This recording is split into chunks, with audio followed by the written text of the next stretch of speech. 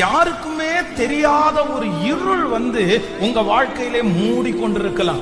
அப்படின்னா எனக்கு நல்ல வேலை இல்லையே அப்படின்ற ஒரு இருள் உங்களுக்குள்ள தொடர்ந்துட்டே இருக்கலாம். என்னுடைய வருமானம் இப்படி இருக்கேன்ற ஒரு இருள் இருக்கலாம். உங்க சரீரத்துல இருக்கிற ஒரு வியாதி உங்களுக்கு ஒரு இருளை போல இருக்கலாம். இந்த இருளுக்கு நிறைய தன்மை இருக்குது. அப்படின்னா இந்த இருளுக்குள்ள ஒரு பொருள் இருந்தா அதை பார்க்க முடியாது.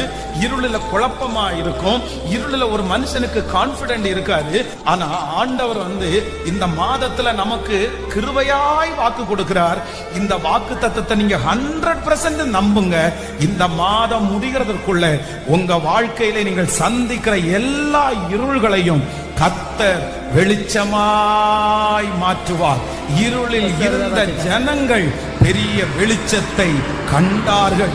இந்த மாதம் கடன் என்கிற இருள் உங்களுக்கு முடிவிற்கு வரும். மன குழப்பம் என்கிற ஒரு இருள் இந்த மாதம் முடிவிற்கு